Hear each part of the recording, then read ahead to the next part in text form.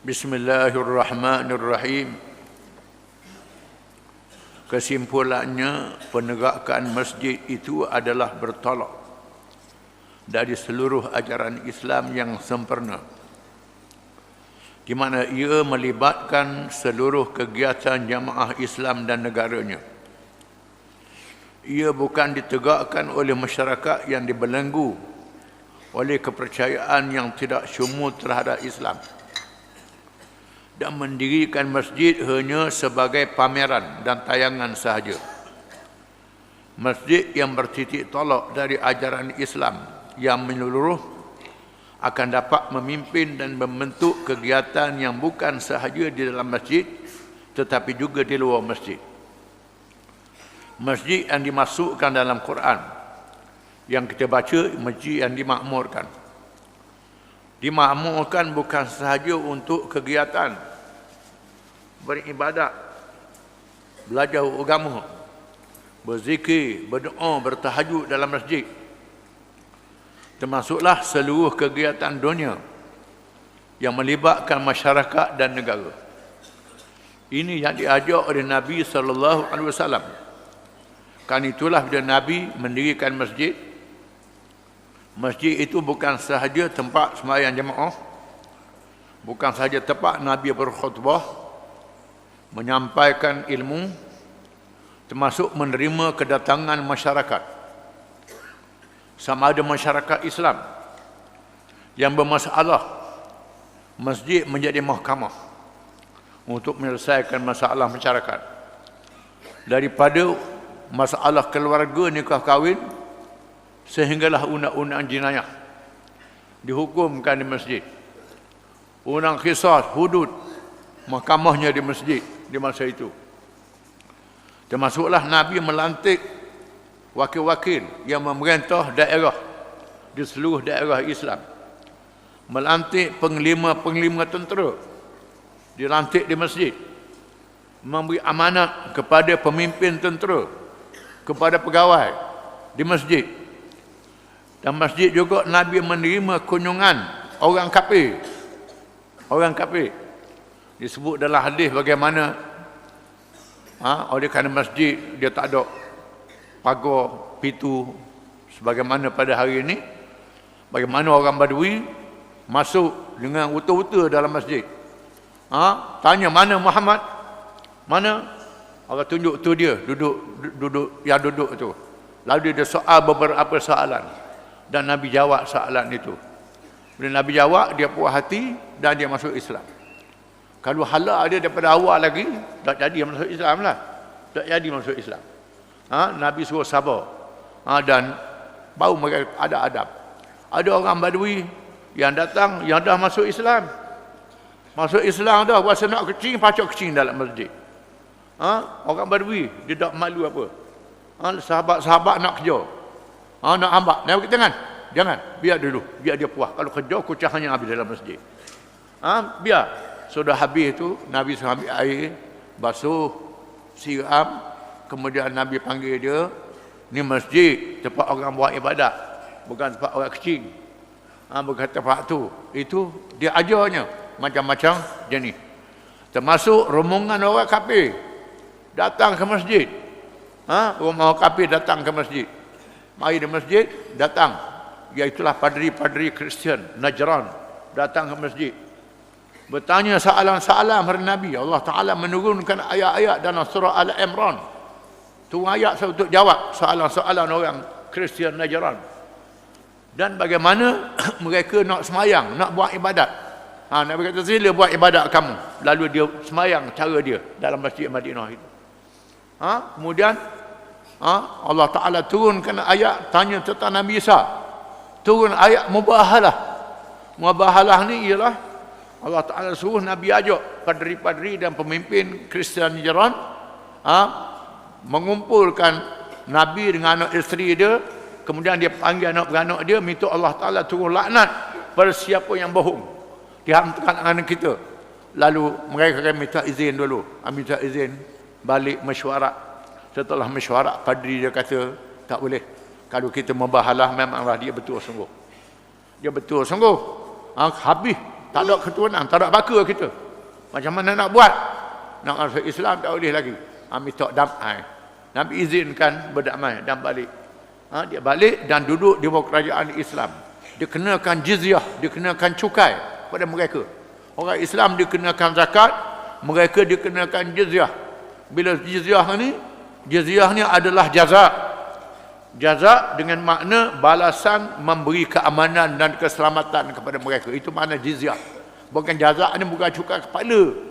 Kita ketak jari duk terjemah cukai kepala menyanak kepala dia. Terjemahan yang salah, terjemahan yang tak kena. Itu terjemahan yang kena betulkan. Jaza cukai untuk menjaga keselamatan dia. Dan apabila tak boleh jaga keselamatan dia, cukai dibatalkan. Dibatalkan cukai itu. Abu Ubaidah membatalkan cukai jizyah pada orang bukan Islam bila tak boleh nak jaga keselamatan.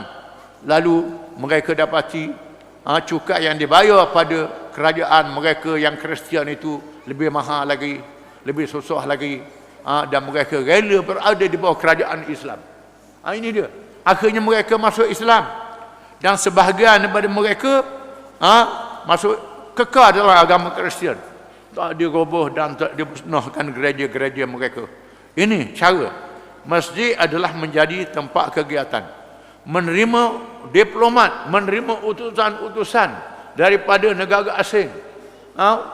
Hari ini duta, Nabi menerima duta, utusan negara asing datang ke Madinah. Dan bertemu dengan Nabi dalam masjid. Dalam masjid. Kalau tak boleh orang kafir tak boleh masuk masjid. Dan ni ada hak tak tahu ni, tak tahu hukum. Tak kena. Tujuannya untuk mengajar dia. Cuma bila masuk ke masjid, kena jagalah adab-adab, jangan pakai seluar pendek. Tu bolehlah, jangan masuk kasut-kasut.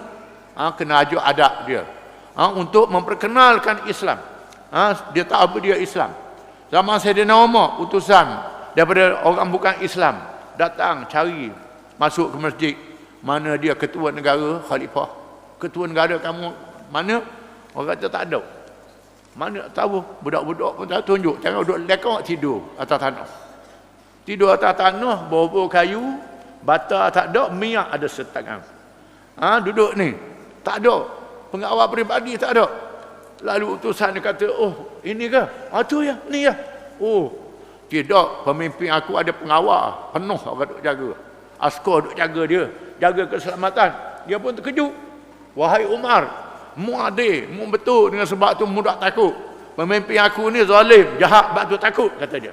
Ini masuk dalam hati dia. Bagaimana Islam itu? Inilah masjid menjadi tempat yang sangat berkesan untuk dakwah, untuk mengajak orang bukan Islam masuk Islam. Kita kena sedar. Masjid ini tempat yang sangat mulia. Apa yang berlaku pada hari ini jadi terbalik. Orang Islam tak menghormati masjid. Pernah pegawai cerita kepada saya, bila buat masjid, latih kontraktor suruh buat masjid. Kontraktor orang Islam buat masjid tipu. Semi tak cukup, pasir tak cukup, tak lengkap besi tak cukup, tak mana-mana retak masjid. Ada orang kafir pula yang jadi kontraktor masjid. Ni takut, ni Tuhan Allah punya, takut dia kata. Ni jadi terbalik pula macam mana ni? Ini orang Islam pula tak juruh. Padahal kita orang Islam ni kena ajar bagaimana Islam ni baik. Islam ni adalah rahmat. Islam ni menunjukkan contoh yang baik kepada manusia. Yang jadi penuh ranah hari ini ialah kerana kita tak boleh menunjukkan contoh pada orang bukan Islam. Jadi masalah. Rasulullah SAW telah memilih tapak masjid yang pertama adalah di tanah tempat baginda berhenti dan turun dari unta yang ditunggangi baginda ketika hijrah. Tanah yang dipunyai oleh dua orang anak yatim itu dibeli dan dibersihkan dan dibongkar kubur musyrikin yang kebetulan berada di situ. Ditebang pokok-pokok tamar dan diratakan tanahnya. Kemudian di atasnya dibina masjid dengan Rasulullah SAW sendiri mengangkat batu, diikuti oleh para sahabat radhiyallahu anhum. Di mana Nabi pilih tapak masjid itu tempat unta dia berhenti. Kita baca dulu bila unta Nabi masuk, masing-masing nak heret masuk ke kampung dia. nak suruh berhenti kat pun dia. Nabi kata jangan. Fa innaha ma'murah. Unta ni diperintah oleh Allah. Di mana dia nak berhenti. Lalu mereka biarkan. Lok. Siapa tepat unta tu berhenti sendiri. Dan terus menerung tu duduk. Orang tua tak tahulah makna menerung ni. Kalau gajah dia menerung, dia duduk. Dia duduk. Unta pun menerung, duduk. Di situlah tempat tapak yang dipilih menjadi tapak masjid. Di mana di situ tanah tu kepunyaan anak yatim. Dibayar kepada anak yatim itu. Dibayar dengan harga yang mahal. Dan Nabi bayar dengan duit dia. Dengan duit yang dibawa, bayar. Nabi ambil duit mana? Nabi ada duit juga kerana Nabi berniaga. Ni kena tahu pada masa Nabi nak berhijrah, Nabi suruh Sayyidina Ali jaga rumah Siti Khadijah dan Nabi suruh Sayyidina Ali bayar duit-duit yang disimpan kepada dia. Diamanahkan, termasuk duit-duit orang kafir. Di mana ada orang-orang kafir di Mekah ni, walaupun dia kafir, dia tak lawan Nabi. Dia kafir, dia percaya pada Nabi adalah amanah. Dia simpan duit rumah Nabi. Simpan duit rumah Nabi, tak simpan duit rumah Abu Jahal. Dia tahu dah kalau simpan duit rumah Abu Jahal, habisnya buat lari dia Abu Jahal. Walaupun dia kafir, simpan duit rumah Nabi. Dan Nabi suruh Sayyidina Ali bayar balik duit itu kepada tuan dia walaupun dia kafir. Walaupun Nabi nak berhijrah, Nabi tak ambil peluang buat lari duit itu. Di sini ahli-ahli ekonomi Islam mengatakan rumah Khadijah adalah bank dalam sejarah manusia. Di mana orang simpan duit di situ. Dan Nabi melakukan mudarabah. Mudarabah dengan makna sebahagian yang disimpan itu dia perniagakan dan dibahagi keuntungannya, bukan riba. Dilaburkan di situ. Dan Nabi ada duit, ada benda dan dibelanjakan. Khadijah ialah seorang yang bijak dalam ekonomi, yang membantu Nabi dalam ekonomi. Di sini Nabi memberi semangat untuk mendirikan masjid. Dan Nabi buat sama masjid itu. Mereka menyebut beramai-ramai, Allahumma la aisha illa aisha la akhirah, Allah mansuril ansara wal muhajirah. Wahai Tuhan kami, tiada hidup yang benar melainkan kehidupan di akhirat. Wahai Tuhan kami, berilah pertolongan kepada Ansar dan Muhajirin. Ini ialah syair-syair nyanyian yang mereka baca, memberi semangat pada masa buat masjid. Dan mereka berkata lagi, la in qa'adna wan nabiy amalu lidzaka minnal amalul mudallalu. Jika kita duduk sahaja sedangkan Nabi kita bekerja, oleh itu kita mestilah bekerja tanpa sia-siakan. Ini ialah sajak yang mereka ucapkan. Rasulullah juga bersabda, la aisha illa aisha al-akhirah, Allahumma arhamil muhajirin wal ansar. Tiadalah kehidupan yang sebenar malaikat kehidupan akhirat. Wahai Tuhan, kasihanilah muhajirin dan ansar. Masjid yang didirikan itu berdinding batu-batu, diikat dengan tanah liat.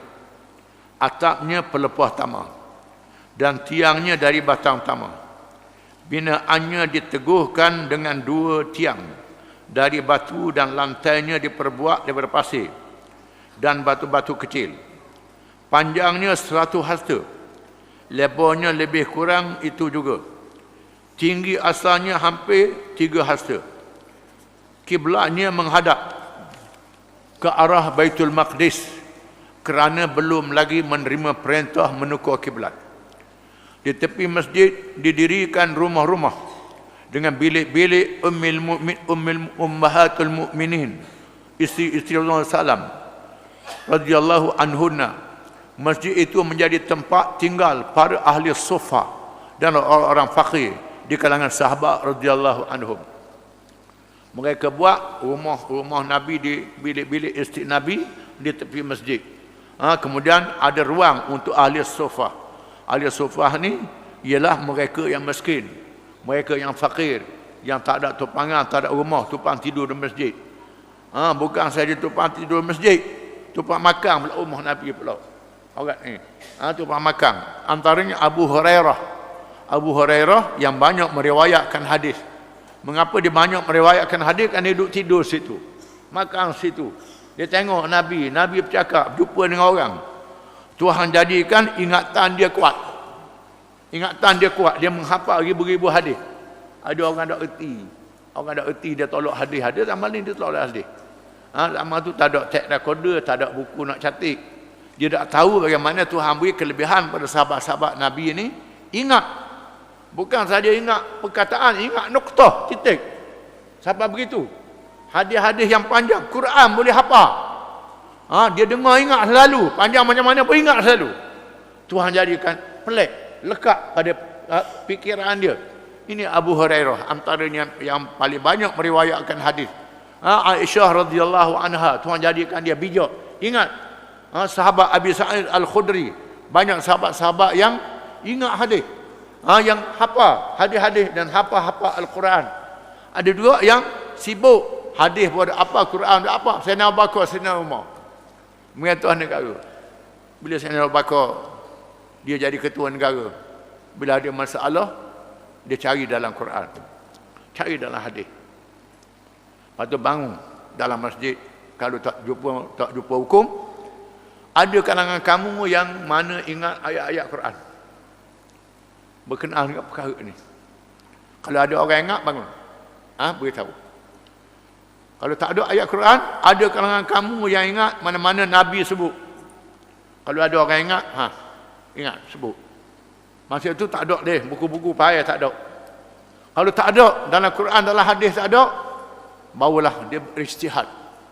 Dia berfikir menggunakan fikiran. Sayyidina Umar begitu juga. Tanya orang ramai.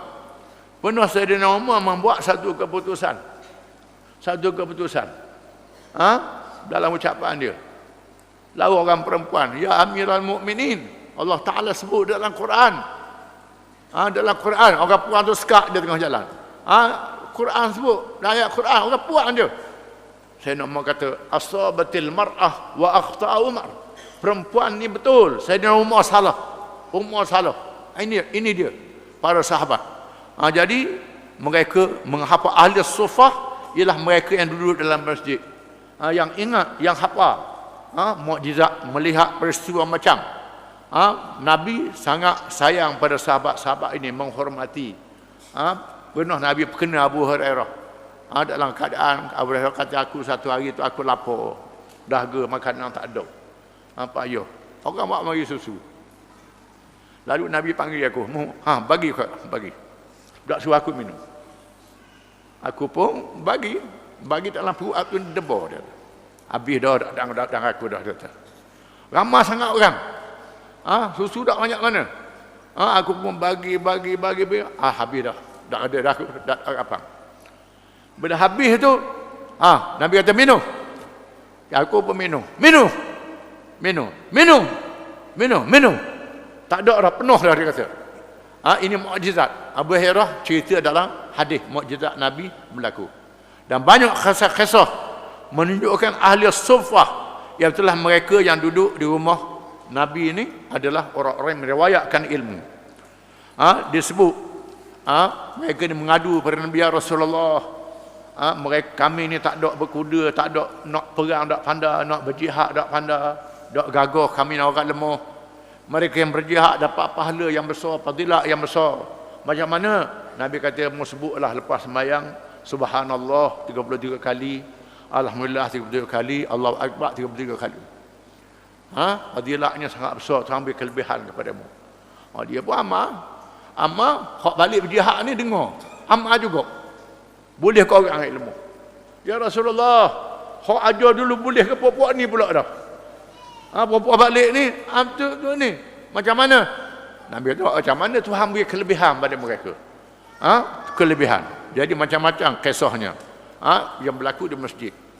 Setelah berlaku perbincangan sesama mereka tentang cara untuk mengumumkan tibanya waktu sembahyang, Allah Subhanahu Wa Taala telah mensyariatkan azan. Sebelumnya ada di kalangan yang mencadangkan supaya dibunyikan loceng. Ada pula yang mencadangkan supaya ditiupkan tetuang. Ada pula yang mencadangkan dinyalakan api. Semua cadangan itu ditolak kerana ia menyerupai orang-orang kafir. Loceng cara Kristian, tetuang cara Yahudi, api cara Majusi. perbincangan tidak menghasilkan apa-apa keputusan. Sehinggalah Allah mengurniakan mimpi kepada Abdullah bin Zaid bin Abdullah bin Abdul Rabi', di mana seorang lelaki telah melafazkan azan kepadanya. Pada paginya ia terus menceritakan hal itu kepada Rasulullah SAW. Lalu baginda bersabda, innaha la ru'ya haqq, sesungguhnya itu adalah mimpi yang benar. Mereka bermesyuarat. Mesyuarat macam mana nak beritahu masuk waktu sembahyang. Ada cadangan, kita pakai loceng. Loceng kan serupa dengan gereja. Tak jadi. Ada cadangan pakai tuang. Tuang ni tanduk ocekong tu. Tiup dia bunyi suara, bunyi. Dulu orang muka tarik sini. Apakah tuang? Ni cara Yahudi. Ada cadangan pakai pasang api, orang nampak asap nampak tu masuk waktu. Itu cara Majusi pula. Macam mana tak ada keputusan. Balik rumah. Setelah balik itu, pagi esok masing-masing mengikut riwayatnya, iaitulah Abdullah bin Zaid radhiyallahu anhu. Nabi beritahu ke Nabi, ya Rasulullah, saya mimpi semalam. Ada orang lafaz Allahu akbar, lafaz azan, lafaz bang. Melalui mimpi. Mengikut riwayatnya bukan dia seorang, ada orang lain pula beritahu. Ada malaikat lah tu. Yang mengajar iblis tak pandai bang ni. Syaitan tak pandai. Malaikat tunjuk pada sahabat-sahabat. Nabi kata innaha la ru'ya haqq. Ini mimpi yang betul, kata Nabi. Mimpi yang benar. Jadi bang ni ialah termasuk yang diikrarkan oleh Nabi SAW. Di hadis Nabi ni ialah cakap Nabi, amalan Nabi dan pengakuan Nabi. Yang diakui oleh Nabi. Maka bang. Bang pula khilaf pula. Bang. Khilaf masa bang, khilaf lafaz antara satu sama lain. Mak tak maknya apa macam balah pula, pokok tajwid pula. Ini tak jadi masalah. Kemudian ada pula ulama tambah pula hayya ala khairil amal. Tambah pula bang tu. Ada pula tambah macam-macam. Macam-macam. Ini perbalahan antara ulama-ulama, antara mazhab. Orang Syiah pula wa anna aliyan waliyullah pula tambah pula. Sayyidina Ali wali Allah Taala. Tambah pula balah pula bab ni. Dasar balah asal semayang sudah. Asal dia semayang sudah. Dengan balah bab-bab ni tak jadi rosak akidah dan perkara yang seperti ini. Jadi cukuplah ini, wallahu a'lam.